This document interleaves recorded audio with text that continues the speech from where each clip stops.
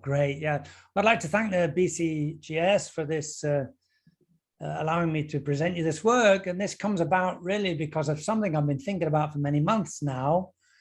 And I had a beer with a neighbor who's a member of the Canadian Association of Club of Rome, and I told him my concerns, that I didn't think politicians understood the mining needs to reach net zero.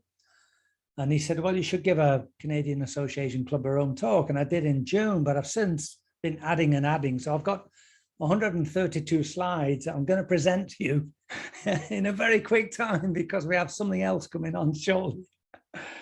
So what I hope you walk away with is these messages that I'd like to raise awareness of the increasing need for minerals and metals in our society, especially to achieve net zero.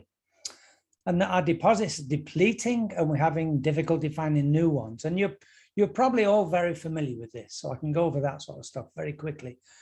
I want to point out to you that China's been very forward-thinking, very long-term thinking, and there is a threat from them of global domination in mineral resources, and we have to worry about that. There's reduced enrollment in the earth sciences, especially universities in Western countries, and you know all about that too. There are national programs in China, Australia, but there's a total lack of a national program in Canada for understanding the regional context of Canada's geoscience. And there's a lack of a holistic minerals plan at the national level. And if we take all these together, it does mean that Canada will become more and more reliant on metal supplies from other countries. And if this COVID pandemic has taught us anything, is that we need to become more self-reliant. So this is the aspirational dream. We're currently outputting something like 34 gigatons of CO2 into the atmosphere. And net zero means that we reduce that to zero by 2050. And 130 odd countries have signed up to this. They've committed to this. And so it's wonderful that they're doing that. Can it be achieved? And I'm going to discuss, and I'm going to show you it's going to be very difficult to achieve that. Now, you'll see a number of different papers related to how to achieve this, and this is one that's got a lot of attention in the climate change community, called, well, you can read the title. It's about shared socioeconomic pathways and how we can, the different paths that we can take, the different futures we can have. And these are the narratives, the SSP narratives. And I'll go through these slides quickly because they'll all be available to you and you can look through them slowly at your own time. But we have narratives going from SSP1, which is the biggest change we can make, taking the green road, as they say. And I've labeled this as high challenges to acceptance, and all the way down to the bottom there, SSP5, which is basically we carry on as we are. And we don't do a lot. We have high challenges to mitigation, but low challenges to adaptation because we're doing nothing new. And you can follow all these narratives and it will show for you the energy needs on the different narratives. And on the left here, you can see all these different narratives played out in time from 2010 to 2100, in as much as like narrative SSP1, that we're going to have to dramatically increase our renewables energy supply and dramatically decrease oil and gas and coal, whereas SSP5 is almost the opposite, increased coal usage and very little increase in renewables. And if you look at what these do in terms of greenhouse gas emissions, you'll find, of course, that they're hugely different. And these RCP lines are representative concentration pathways, and an RCP of 2.6 is equivalent to pumping about 450 ppm CO2 into the atmosphere, which would give us what's called a 2DS scenario, 2 degrees warming by 2050. And if we go to RCP 4.6, we're going to get 650 ppm CO2. And you can see that very few of even these scenarios, even the SSP1 achieves this RCP 2.6. So we're in trouble to reach a 2-degree scenario. And that when you look at these though, taken totally in context, you can find that you could just about achieve it with these quite drastic SSP scenarios. SSP1 is this purple curve in order to get down to a 2-degree scenario by 2100. Net zero means we should achieve that by 2050, and you can see that most of these don't do that, but by 2100 a few of these scenarios do. So I'm not going to talk about all these broad contexts. I'm not going to talk about farting cows, we should all stop eating meat.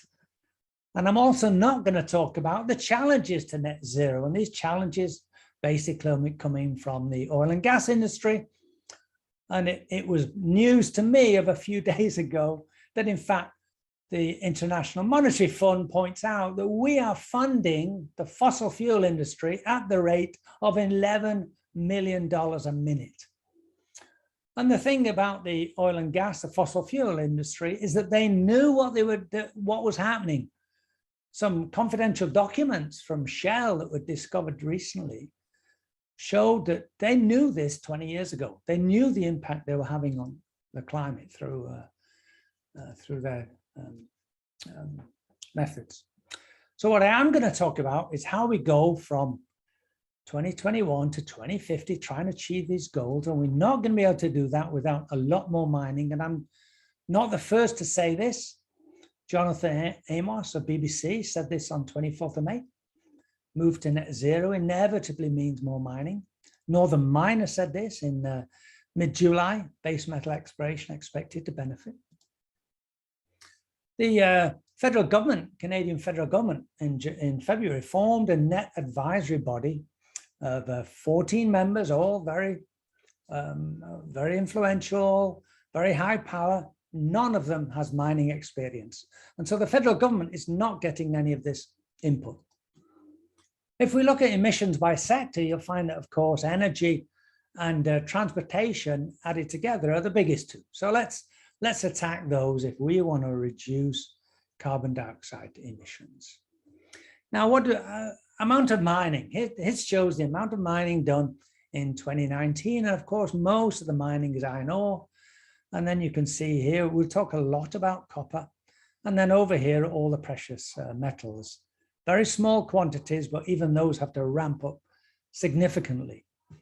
So every American baby born today will need 3.2 million pounds of minerals, metals, and fuels in a lifetime. And you can see how much copper, for example, 430 kilograms of copper, 400 kilograms of lead, and Canadian babies will need at least that, if not more.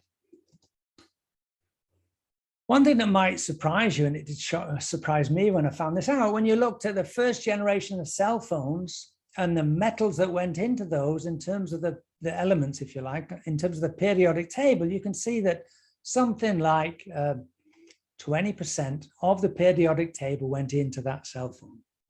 Modern cell phones use something like 70% of the periodic table. We've dropped lead and beryllium, but you can see all these other elements go into a modern cell phone. And the issue is that many of those are not recyclable. And so here's the periodic table color-coded in terms of recyclability. And those in red and in orange, red is not recycled, orange is hardly recycled. So you can see all the lanthanides are hardly recycled, and niobium and so on. We can see many of these are hardly recycled. Those in blue are quite well recycled, copper at 55%, silver at 55%, lead at 75%. But even at 55% for copper, that's not going to be enough. So let's take our cell phone again, and you can see all of those elements going into the cell phone, color-coded by recyclability. And all of these in red, every single cell phone, new cell phone, needs new elements to come out of the ground to make that cell phone. Now, there's something like 3 billion smartphones in use globally, and it shocked me to read there's a 1.5 billion new smartphones made every single year. So 1.5 billion new smartphones all need these amounts of those elements that I showed you. Now, most of the carbon dioxide emissions, of course, are not coming from actual usage, not coming from charging the cell phone, but from mining the ore, shipping the ore, processing, and the manufacture. And so one of the biggest things you can do if you want to save the planet is keep your cell phone for longer and longer time. And don't keep buying them every 18 months as new versions come out, iPhone 13, iPhone 14, and so on. Don't buy the shiny new iPhone, right? We know that minerals are needed for climate action, and there's a number of publications that have been made about this. And the issue is that we've known that this is an important issue for 20 years. The United Nations World Summit in 2002 on sustainable development pointed out that mining minerals and metals are important to economic and social development and essential for modern living. It applies even more so today. So let's look at wind generation, or we'll look at wind a little bit through the talk. Here's a single windmill, and you can see how much rock we have to dig out the ground for each of those. 4.7 tons of rock to extract the copper that we need, 3 tons of aluminium to extract of rock with aluminium in it for the aluminium we need, and rare earth 2 tons, and so on. And World Bank estimates a 250% increase in key minerals to meet the 2-degree scenario goal. We need new mining projects to fulfill this demand. There's no question. So what puzzles me, as I'll show you, wind has hugely taken off in Europe, but it's not taken off at all in Canada. And in fact, this dark green here shows additions, and it's actually dropped from what was around in 13, 14, 15. And so this is where governments can influence change, right? They can put government incentives in place to increase the installed capacity. Solar, now I've got solar panels on my own roof, uses 7% of the global demand of silver. Where does this silver come from? Traditionally, it came from Mexico and Peru, but we're now seeing since 1990, a huge amount of the silver, almost a third of the world's production of silver, is coming now from China. And this is going to be a constant theme that we're seeing, that China is beginning to dominate the minerals and metal supply. So the real solar panel price crisis has yet to begin. But another point that we have to take into consideration is that a lot of the polysilicon that we use in solar panels is coming from the western parts of China, where the US government characterizes crimes against humanity and genocide in that part of China. And so we do have to be careful about the moral and ethical aspects of where we get our metals and minerals from. So you take the example of Scotland. 97% met Scotland's energy demands in 2020. Offshore wind is Scotland's future. And this shows a snapshot of energy generation in Britain. And this particular snapshot, half as gas and half as wind. And that sounds great. Why don't we go there? The problem is the variability. On this graph on the left, you can see if the wind is too low, we don't get enough production. If the wind is too high, the thing doesn't produce at all. And it plateaus at about 10 to 12 meters per second. And you get daily variation of this, but you also get annual variations. I was surprised to find this, that in fact wind patterns vary annually. And so we've got to worry about baseline power. You know, we've got to think about how are we going to store this energy for when we need it. And this shows what's happening in Scotland, the electricity demand by county in Scotland. And here's the installed wind farms in Scotland. And over on the right, what you're seeing here is something they call curtailments. And curtailments is when they actually pay people who own a wind farm, they pay them not to send the energy into the grid because the grid is saturated already. And you can see that there's a lot of huge wind farms that are curtailed. When wind is blowing too hard, they get too much production. And so we do have this problem. So how do we store this? And there's two essential ways that are being thought of, being discussed. One is mechanical storage systems, like pumping water back up. And the other is some sort of electrochemical energy storage systems, basically batteries. And you can either use this like a Tesla wall, or the latest thinking is what's called V2G, which is vehicle to ground. So you have your Tesla plugged in, and the grid uses the Tesla's batteries as a storage device, and you get paid for that. But if we're going to do that, then we need a lot of batteries, right? A huge amount of batteries. So our need for batteries is even greater than just for EVs alone. And so let's have a look at batteries. Lithium ion is the latest that we're using. We need lithium, nickel, cobalt, plus a lot of other minerals. Lithium sulfur is on the way because it's got 2 to 3 times the energy density. It needs more lithium than lithium ion, and also requires sulfur. Another thought is for energy production is green hydrogen. Hydrogen that's being produced right now, over 99% of the hydrogen that's being produced is made from fossil fuels. So that's not helping at all. So we need to produce green hydrogen. And I like this figure that shows how you can make hydrogen from windmills. So one solution to energy storage is perhaps to use the excess energy to make hydrogen. And then you've got that baseline supply. About cars now, we're in the beginnings, and I'm sure you're all familiar with this. You all know this. We're seeing exponential take-up of cars globally. And you can just see how this is rising since 2010 to 2020. And the BBC News reporter said we're in the middle of the biggest revolution of motoring since Henry Ford's first production of a car in 1913. Bit of hyperbole, but never mind. So what I do like is that they're going to bring out an all-electric F-150, and if there's nothing that characterizes, you know, what you might say the climate change rejecter as an F-150, this is it. And they're bringing out an electric one. So how much energy capacity additions are we going to be seeing through 2030? And here you can see from wind and solar, we're expecting to see these increases in capacity additions. And what about cars? Wow, once you add cars in, you realize the capacity additions of moving to EVs is going to absolutely dwarf solar and wind by more than an order of magnitude. So what do we do? What do we need to do to make these cars? Well, this shocked me when I learned it, and that is that in a normal car, on average, we use about 9 kilograms of copper.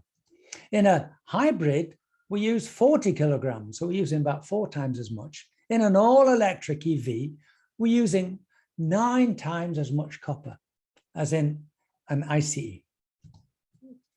Now, how many cars do we make? There's about 1.4 billion vehicles in the world, about 1 billion cars, 400,000 trucks and buses. Let's make the calculation easy. 14 years. So we divide 1.4 by 14. So we need 100 million new vehicles per year. Right, that's where we're at. And that actually is pretty consistent with car production statistics. You can see in 17 and 18, we almost hit 100 billion new cars, 100 million, sorry, new cars every year. So in order to make all these cars as EVs, we need something like 15 megatons of copper for EVs alone. Now, the recycle rate of copper is 55%. So that means we need 7 megatons of new copper each and every year to make these EVs. And this shows all the other metals and minerals that go into an EV compared to a conventional car: manganese, cobalt, graphite, chromium, and so on. All of these, and a lot of these, we need new material each and every car. The net zero goal, the stated goal, is to produce 60% of vehicles as EVs by 2030, 60%. And so that means we need 4 megatons new copper each and every year by 2030 over what we're producing today. Add on to that, the increase is needed for growth of solar and the growth of onshore and offshore wind. And that is around 2 megatons. So recycle at 55%, we need another megaton. So add these together, we need something like 8 megatons of new copper each and every year by 2050. And how much are we producing today? Producing about 16 megatons, mostly from the copper porphyries in Chile, of course, and BC. And as you can see, there's been exponential growth in copper production since 1880, a wonderful chart here. A lot of this is now coming from Chile, as I said, and the rest of the world. And so basically, we've got to add 50% more onto this, right? We're producing 16 megatons. We need to produce 8 megatons more. This is impossible, as I'm going to show. And a number of people have been talking about this. This is Hamish Sampson from CRU's copper team that shows we're going to go through a supply gap, that demand is going to be hugely increasing, but supply of copper is going to be decreasing. Now, this supply gap will seriously throttle the uptake of the technologies we need to achieve net zero. And why is there going to be decreasing production? And that's because over 200 of the major copper mines in the world currently in operation will reach the end of their productive life by 2035. And this is being reported now. Here's something from Bloomberg that says energy transition faces metal supply deficit, as Canadian miners say. And the numbers by from Bloomberg is 5 to 7 million tons, which is almost exactly the same as my numbers, my ballpark numbers. Lithium is just as bleak. These are projections for lithium, depending on for EVs and for storage. Depending on recycling projections, you can see we're going to go through net deficit. And we expect to go through that net deficit already by next year. And if we move to lithium sulfur, we're going to need even more lithium. Now, the USGS says estimates is 24 megatons of lithium globally. So there's a lot around, but it needs to be found and it needs to be mined. Now, why have lithium-ion batteries become so popular? And that's because the price of lithium-ion has dropped by orders of magnitude since the early 90s. And you can see this huge drop. And so this is why it's a huge take-up in lithium-ion. And there's no financial incentive to move away from lithium anytime soon. But the issue is that this curve must go up as the demand in lithium increases far above supply. Other types of batteries we could approach or think about is nickel hydrogen. These are being explored as alternatives. The problem with nickel hydrogen, they only have about 1/3 of the energy density, so you need 3 times the material. So that means it increases the weight of your car or your truck. So I don't think these are feasible in EVs, but you could think of them as energy storage devices, as a battery wall. The same for cobalt. We're going to go through a cobalt deficit. This is our demand projections depending on recycling, and this is our supply. And we already this year are expected to see demand in excess of supply. Now, where do we get our cobalt from? Most of the world's cobalt, 2/3 of the world's cobalt, comes from DRC, 140,000 tons. And that shows a dangerous dependency, right? Now, cobalt is not a conflict mineral. I'm going to be talking about conflict minerals in a minute.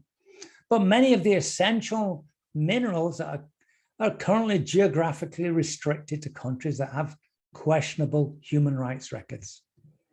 And this shows how the DRC looms over the rest of the world in terms of its cobalt reserve. Now, like I say, it's not a conflict mineral, but at the same time, it has these problems of child labor, corruption, crime, poverty, and artisanal mining. And so the Fair Cobalt Alliance has been formed to try and make sure that we have ethical supply of cobalt. Now, recycling might become big business, as the Northern Miner reported just a few days ago that this could be a $30 billion business by 2040. We've got to try and get more of this stuff back out of these lithium batteries than we are doing at present. So one novel idea I just saw the other day that coming out of Britain is the idea that we put these lines, power lines, and let trucks run on power. Instead of filling trucks full of batteries, they run off power on overhead lines. Now, my thinking is, why don't we stick all these trucks together and put them on metal rods that I will call rails, and then we can call these things a train. We seem to be going 100 years backwards, but maybe we should go back to trains for a supply. And this shows the train network of 1900 in the UK compared to the train network today. And most of this was because of beaching, who absolutely devastated the railways in the early 60s. And you can see what we've lost. So the black here is the active train network, and the purple is what we've lost. So conflict minerals in Eastern DRC, these are really difficult things to deal with. The 3 TGs, coltan, and from coltan we get tantalum. Tantalum is in every single cell phone, and so there's a reasonable chance that the cell phone in your hand has got a conflict mineral in it, right? Cassiterite, wolframite, we need for tungsten. Where does tantalum come from? This is the regions of the world, and in brown is what's called the Great Lakes region. And this is the Great Lakes region, not of Canada, but of Central Africa, Eastern DRC, Burundi, and Rwanda. Now, the EU is doing something about these conflict minerals. And since the beginning of this year, they require supply chain diligence to remove tantalum's financing of the conflict. And this is all part of what's called the Responsible Minerals Initiative. And so a number of countries and organizations and companies are signing up to these Responsible Minerals Initiative. And you get these initiatives for cobalt, for copper, for jewelry, for bullion and mica and tin and so on. And so companies and organizations are beginning to realize that people want to buy ethical supply, just like ethical diamonds and ethical foods. Now, Seagate, for example, you're all very familiar with Seagate, the disc manufacturer.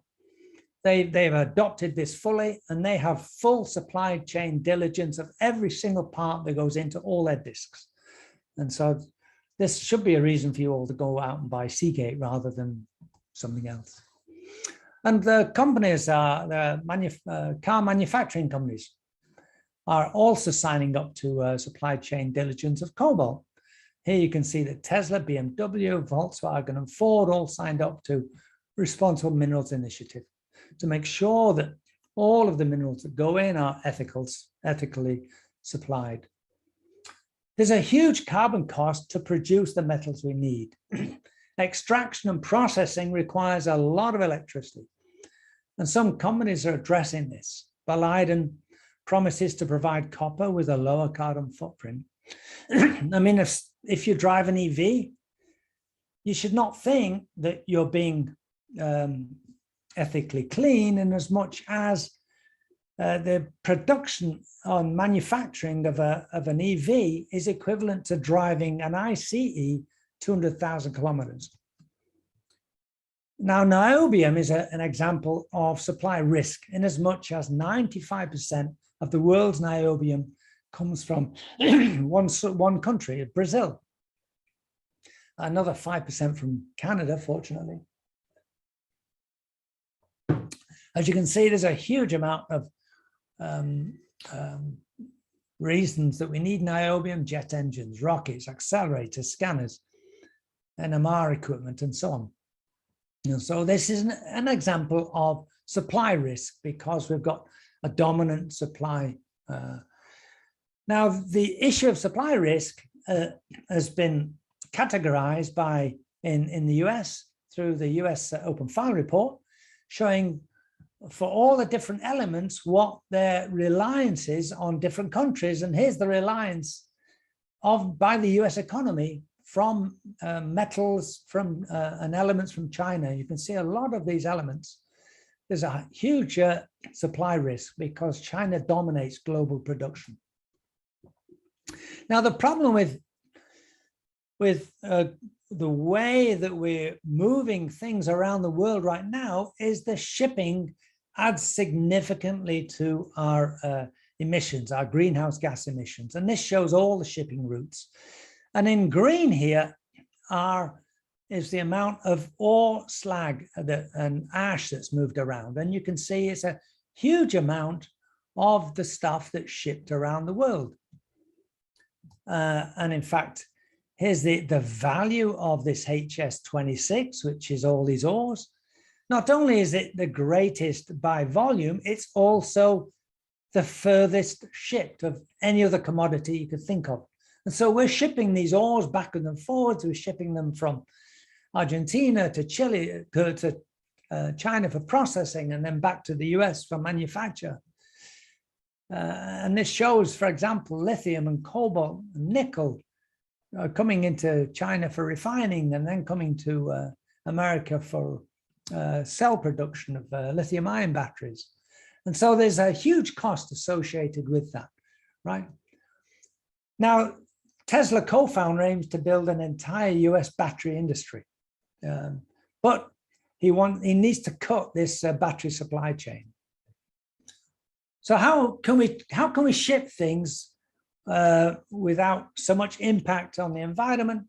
Well, we could go to green hydrogen, and a number of is an article from last year from BBC and the Hydrogen Council report from January, talking about cost competitiveness of these smaller boats powered by hydrogen, these ferries, roll-on, roll-off ferries.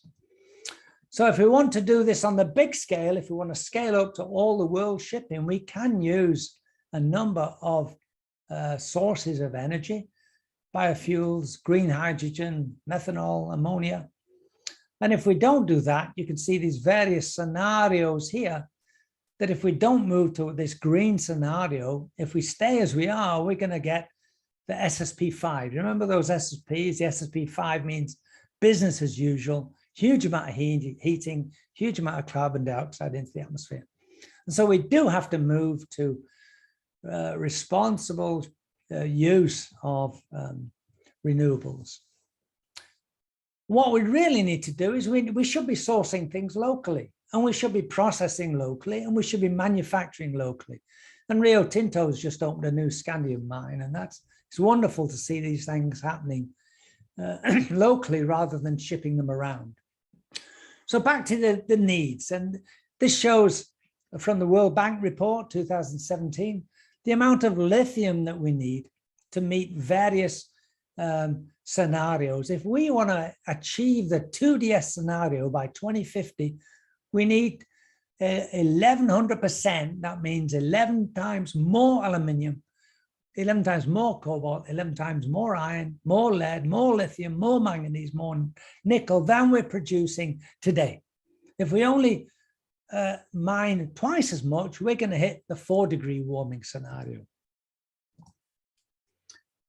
Now, Volkswagen is seeing this and is saying, wait a minute, we want to become a global leader.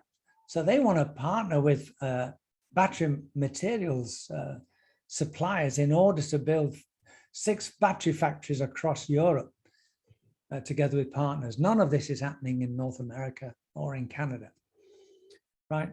Just as an aside, as I mentioned to you, the carbon dioxide production of an ICE car is equivalent to about 200,000 kilometers of the cost of manufacturing an EV.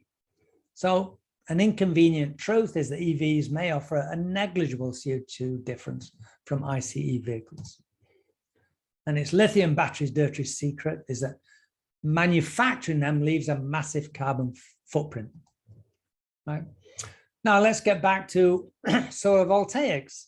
And these are the metals needs for solar voltaics. To meet the 2-degree scenario, we need 3 times more aluminium, copper, iridium, iron, lead, molybdenum, nickel, silver, zinc than we're producing today. If we only produce 1.5 times as much, we'll hit the 4-degree scenario. 4 degrees of heating by 2050. Let me talk a minute about rare earths. As you know, these are the lanthanides. We need rare earths for all sorts of things. You're very familiar with this. Memory, anything to do with electronics needs rare earths. Where did the rare earths come from? Well, before about 1990, one of the major suppliers was the US. And then from about 1990 onwards, China is becoming a major supplier. And by 2010, it was the sole source supplier of rare earths. Now, this dependency has been recognized by Australia and the US, and you can see that they're growing their rare earth supply, whereas we in Canada are not, of course. Now, China's got known reserves of 44 billion tons of rare earths. Vietnam has got known reserves of 22 billion tons. Brazil has got known reserves of 21 billion tons. Canada's got known reserves of less than 1 billion tons. Well, why is that? Canada is the same size as China, and we've got a lot of the same sort of geology. And the issue is here, the word known. We don't know enough about Canadian geology. In terms of neodymium demand, if we're going to, that we need for onshore and offshore wind, the situation is even worse in terms of achieving a 2-degree scenario. Look how much more neodymium we need to produce compared to today. It's a factor of more than an order of magnitude, almost 2 orders of magnitude for onshore. And if we don't, we're going to hit the 4-degree or even 6-degree scenario. Where do we get neodymium found? Well, China. So Biden's got this infrastructure legislation that's just going through now, and I think it's just been passed by Congress. And he wants to rival China in the cornering of the market of rare earths. And so they're beginning to do something. They're beginning to make change. Now, one thing I wasn't familiar with at all was what's called metals companionality. And that is when you want a metal, they come as byproducts of extracting something else. And all these in red here are byproducts of extracting things in blue. And so, for example, when we extract zinc, then we get indium, germanium, and cadmium. And indium, germanium, and cadmium we need for touch screens, LEDs, fiber optic cables, semiconductors, and so on. So if we stop mining for zinc, suddenly we don't have indium, germanium, and cadmium anymore. And China's beginning to control the supply of zinc. But you all know this, so I'll go over it very quickly, that the ore reserve is a tiny part of the mineralization, and the statistics is quite horrifying. Of 3,000 discoveries, only 1 ever makes it to a mine.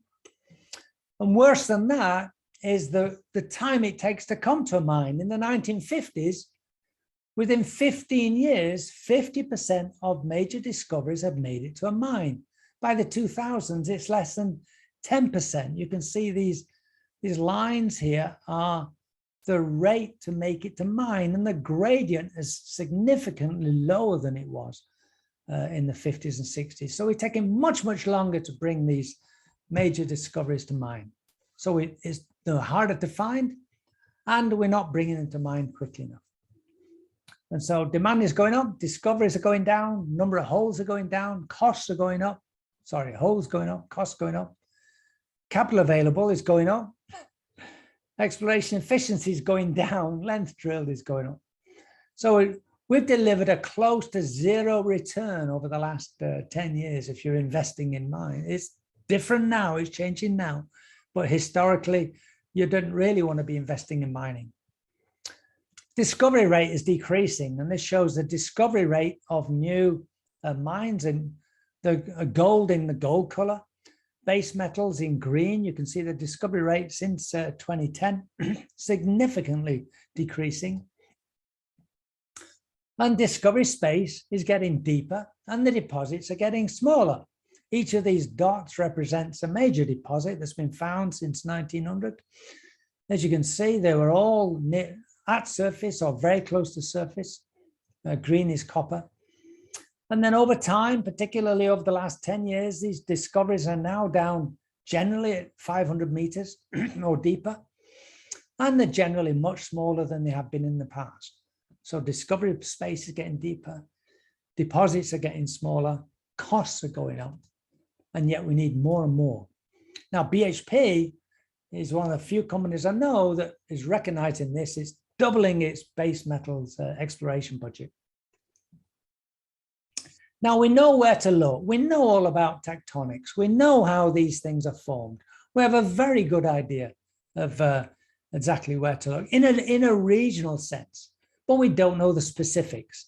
And for example, Metal Earth, which is this wonderful program of 105 million given by the Ontario and federal governments to Laurentian to try and understand the metallurgy difference between the Abitibi and the Wabigoon. Why is the Abitibi so metals and minerals rich and the Wabigoon so metals and minerals poor?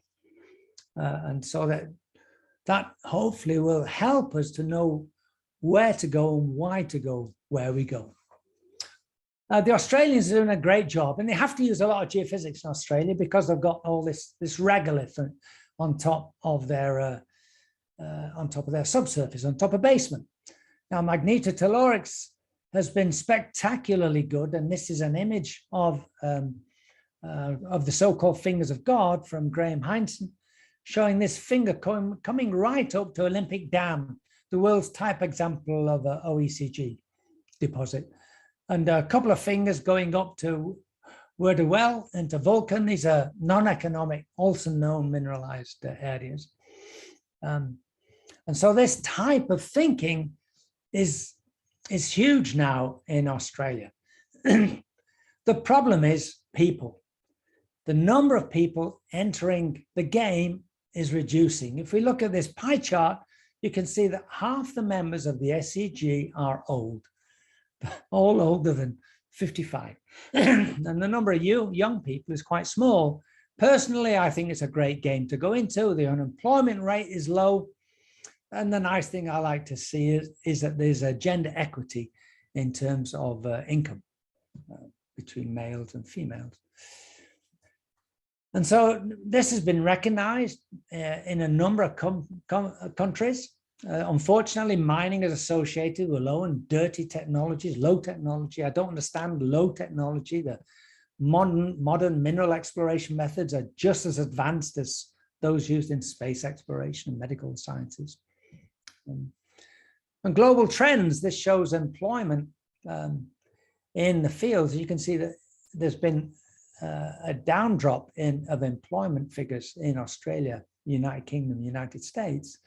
And this is totally contrary to where we need to be in order to meet net zero goals. The Geosciences Institute, the American Geosciences Institute, estimate that in the US alone, it's going to have a talent deficit of around 130,000 geoscientists within 8 years. In Canada, the clean energy is expected to add 200,000 new jobs by 2030, and we're going to see something like 125,000 jobs lost in fossil fuels, in oil and gas. The issue is that those people that are strong in fossil fuels may not be strong in, and they may not have the skill sets that you need to do the clean energy jobs. Well, we know oil and gas is huge, and this is a bit old now. It's from 2015. But at the time, oil was about 1.7 billion, whereas you sum all the metals together, you get about 1/3 of that size, 660 billion. Sorry, 1.7 trillion for oil and gas. The other needs for geophysics, geothermal, environmental, they're small today, but they're growing. Now, in the US, half the geophysicists are in oil and gas, only 10% are in mining. That has to change. We have to reverse this. It has to be completely the opposite.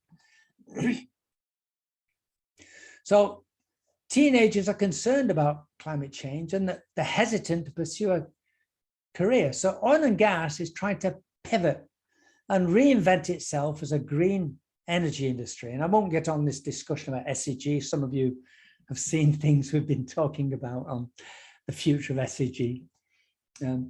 So, for example, Shell. Shell now says it's an energy provider. It now says we're an energy user and we're a partner for change. And these are the ones, you remember 20 years ago, they knew what climate change, what oil and gas was doing to the climate.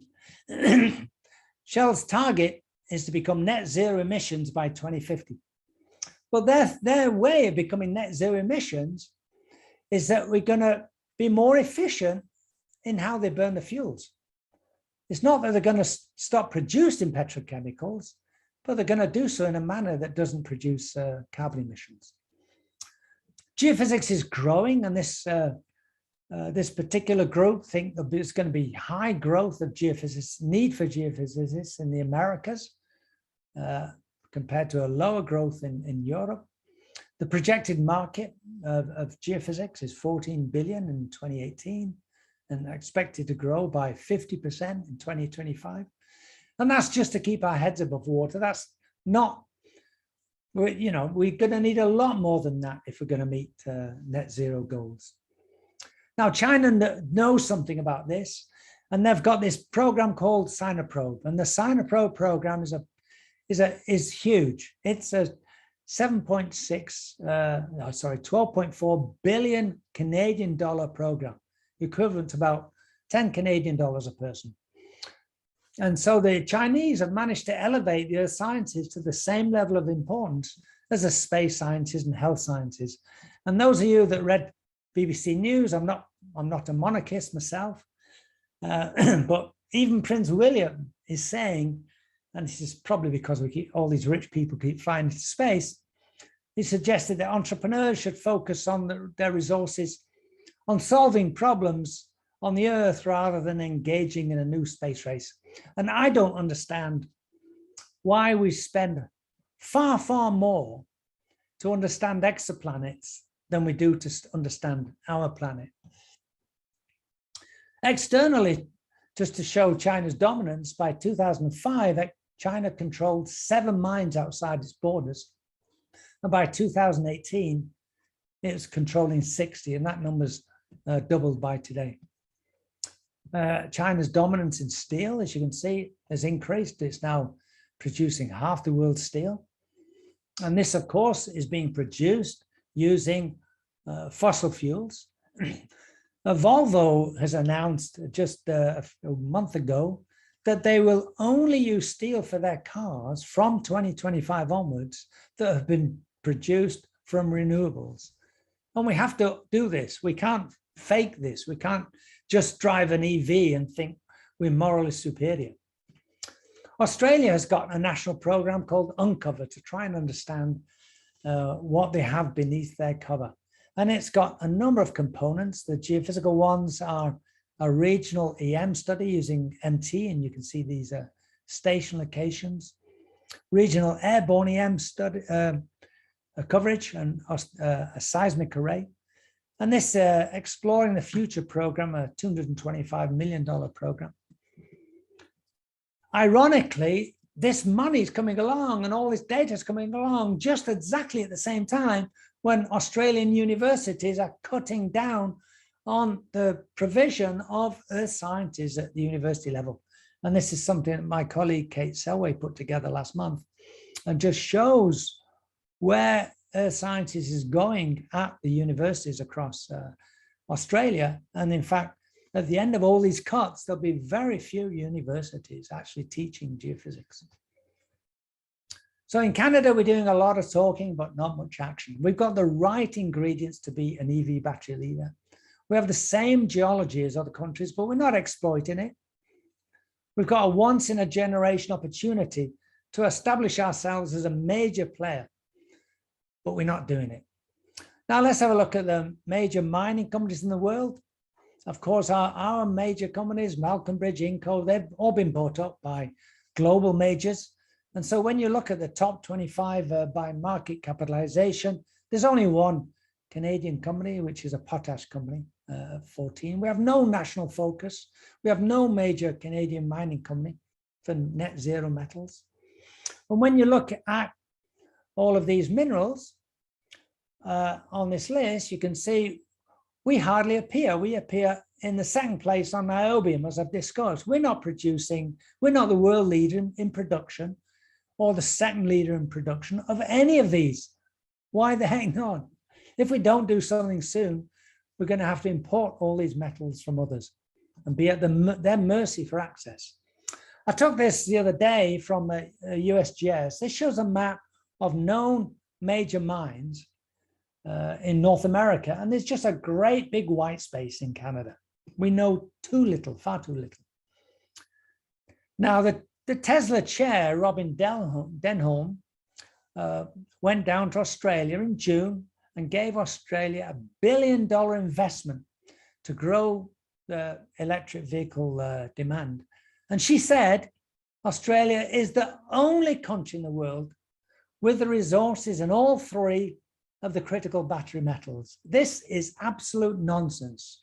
We know that Canada's rich in lithium, graphite, nickel, cobalt, aluminium, manganese, everything we need to make batteries. Why is Tesla going to Australia? Because the geology is better known and the country is mining friendly. We've got a shared interest with the US in securing our self-sufficiency, but we're missing out on opportunities. What we need a national plan for minerals extraction in Canada.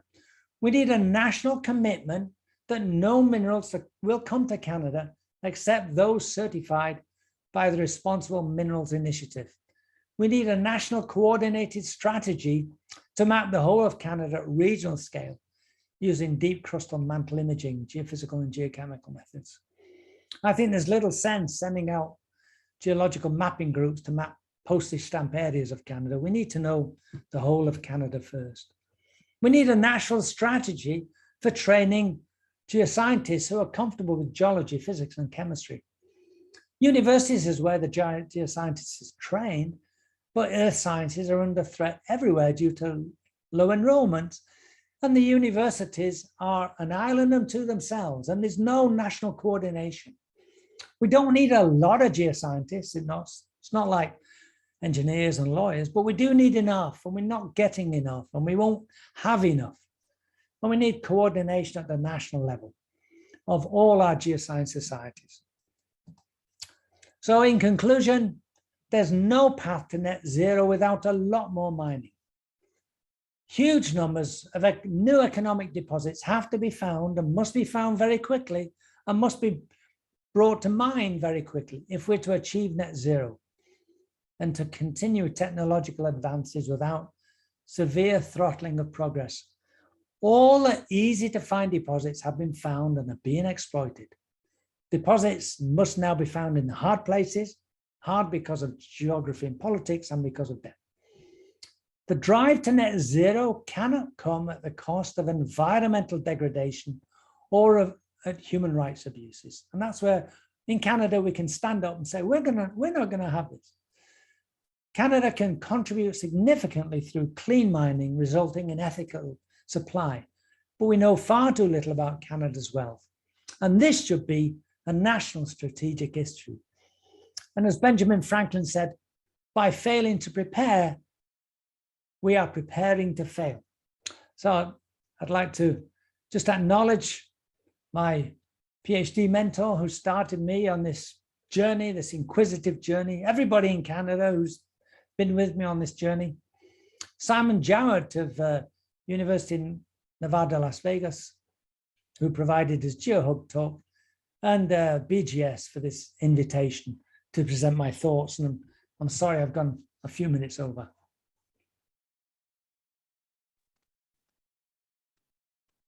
Wonderful. Thank you, Alan. I think that was pretty interesting, and you covered a huge amount of ground in all respects. If there's anyone that has any questions they would like to ask Alan, feel free to jump in and ask.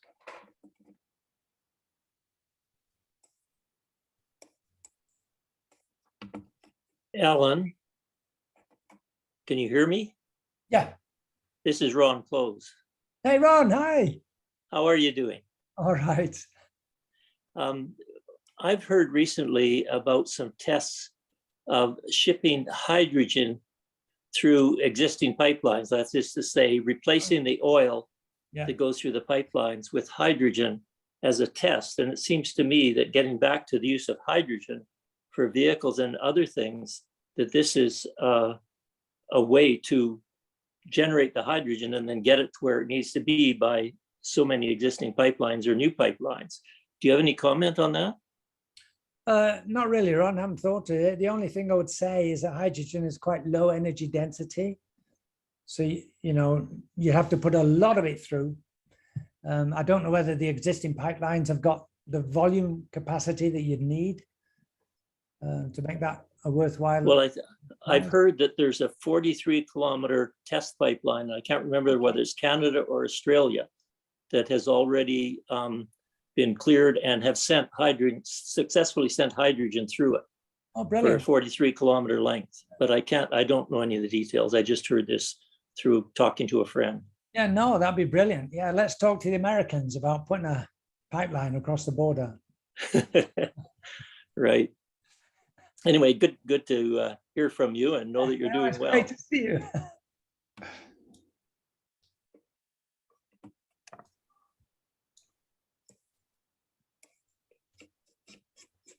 Sure, I'll ask something if I can. It's Joel.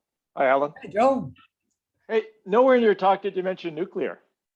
No, I didn't, because yeah, you don't need to do a lot of mining for nuclear. There's a huge number of issues associated with climate change and climate change mitigation that I didn't touch on, and nuclear is one of them. I'm quite excited. In my youth, during my PhD, I was a member of SCRAM. SCRAM being Scottish Campaign to Resist the Atomic Menace. But I think things have come along since 1975. You know, the fourth generation nuclear power stations that are being developed, they look very safe. And I've always had an issue with waste products, but the fourth generation power stations will have more mitigatable waste products. And so, yeah, maybe we should be revisiting nuclear. The trouble is social acceptance of nuclear, right? I mean, we've had issues with nuclear in the past, and certain countries like Ireland has stated it would, by its own constitution, it will never have nuclear. Germany has abandoned nuclear. But yeah, no, it might be the way to go. But we don't need a lot. There's a lot more talk these days about modular reactors, right? So you just have little, I mean, if we can put them on a submarine or on an aircraft carrier. Right, could, true, exactly. Right? And then you would get rid of all the copper, aluminum we need to put to you know, in British Columbia to bring hydro from, you know, Williston Lake up north all the way down to Vancouver, right? So yeah, I think that, I mean, I think there has to be a mindset change. You know, you can do a lot more very local production. Like I've got solar panels on my roof, and I produce, averaged over the year, I'm net zero. I produce far too much in the summertime than I need, and I produce nothing in wintertime when there's snow on the solar panels. And so I use Ottawa Hydro as basically a Tesla wall. But you can move that way. I mean, California passed a state law a few years ago that every new house built in California has to have solar panels on it.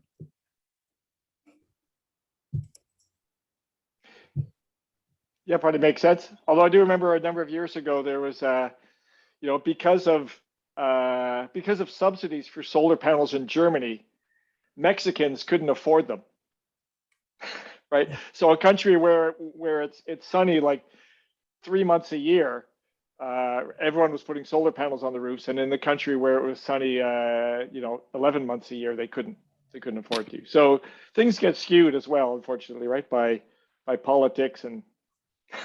Yeah, you don't need a lot of the world to have solar panels on it in order to produce enough energy that we need, right? If we can just transmit the energy around the world effectively and efficiently, we don't need men. I saw a map just yesterday. I didn't put it in the talk because I thought it was already long enough, that showed little postage stamps in the world, and one in southern BC for Canada, and one in California for the US, and a small one in Brazil for South America. You don't need many.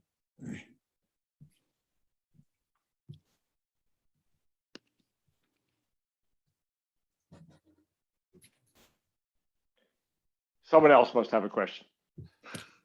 Yes. I'm wondering if Mr. Jones has any comment on how much of the world's energy needs can be met by efficiency improvements as distinct from new technologies? Yeah, sorry, I'm not a power engineer.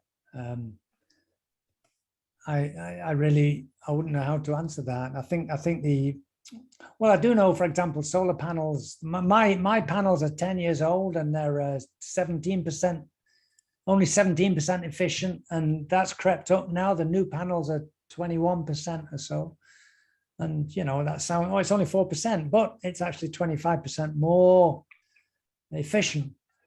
I don't know about other sorts of generation efficiencies that can be introduced. Sorry.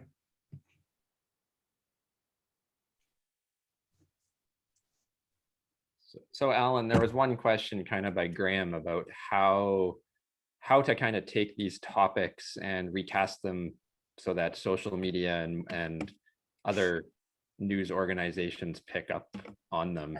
Yeah. What are your thoughts on that? Well, the biggest problem I feel that we have in earth sciences is that we don't have a Carl Sagan. We need somebody who can stand up, speak authoritatively, and speak for the field, and be able to speak not only to his own community, but also to Joe public and to politicians. And we're lacking Carl Sagans in the earth sciences generally.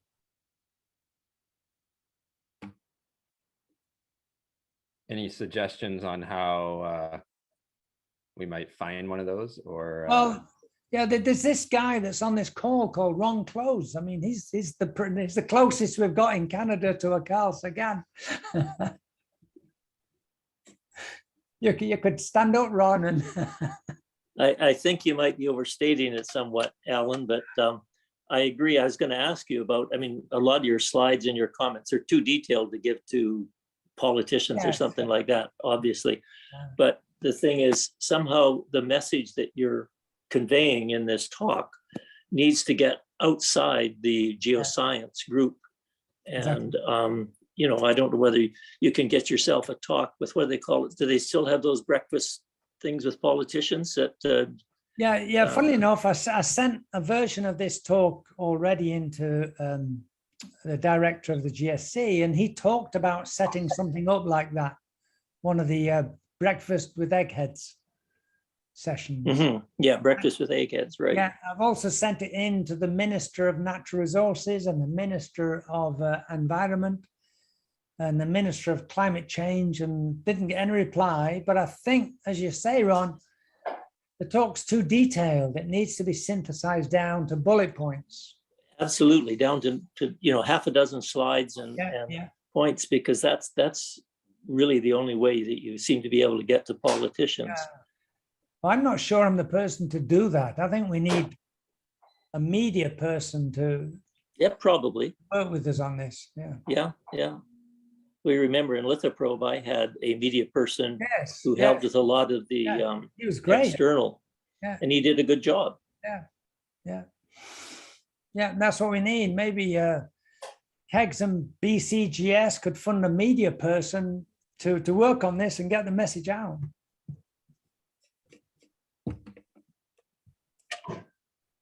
Alan? Oh. Jerry Roth here.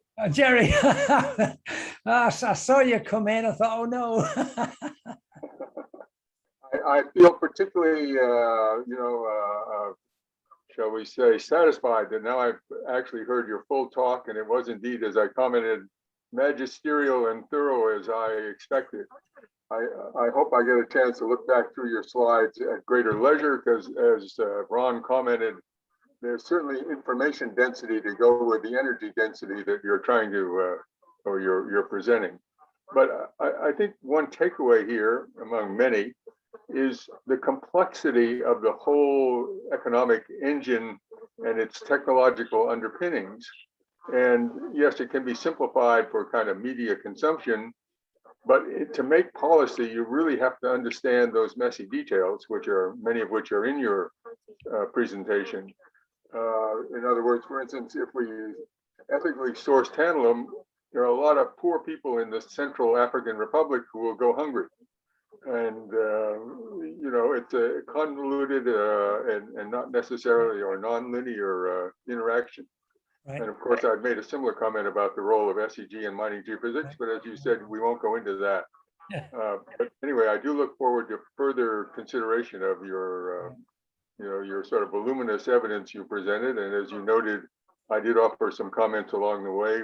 One, at the outset, there is a mineral strategy plan that NRCan developed that kind of got bulldozed by COVID. It appeared just in somewhere around the PDAC 2020, Okay.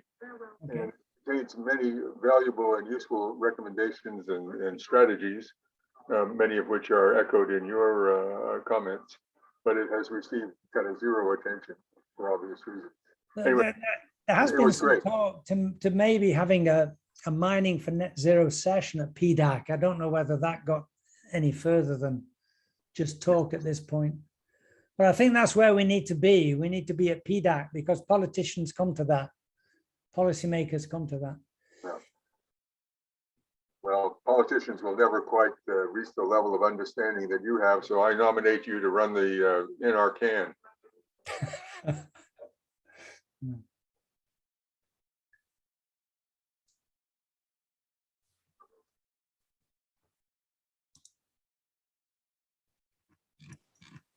Great recommendation there, Jerry.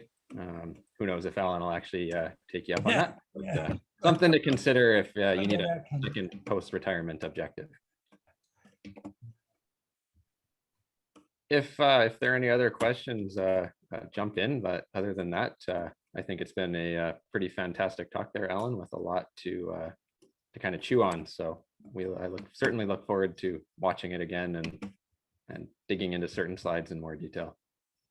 Yeah, I do apologize to everybody that it was so hurried, but I knew that some people wanted to leave for the SIMPED talk. So I wanted to try and get as much of it in as I could. And I tried to take stuff out, but I just couldn't. There's just too much there. So a final question. I did notice that the whole presentation was being recorded by the BCGS, I assume. Is that then going? Are you then going to provide some information as to how that is accessed? Yeah, great question. We will post it on our YouTube station or channel, I guess they're called. And Okay. a link on the next newsletter. So just probably within the next 2 or 3 days, we'll have that posted up. Yeah, no, I think it'd be useful for people to be able to take a little closer look at certain aspects for sure. I just asked, someone just asked if they could get a copy of the presentation. I've got no problems at all sharing that. And so what I'll do is I'll send a PDF to you, Ross, and then if anybody wants a copy, they should contact you. Is that okay? Yeah, that'd be fine. Or if you're open to it, I can post it on the BCGS website as well. That's fine too. Yeah. We can post it as a link at the bottom of the YouTube video as well, so that people can click on it to download it. Yeah. Perfect. That sounds even better, John. Well, with that, I think we should probably wrap up. So thank you again, Alan. And Oh, that's great, Ross. Thanks for letting me come on. hey. Thanks, Alan. It was good hearing you.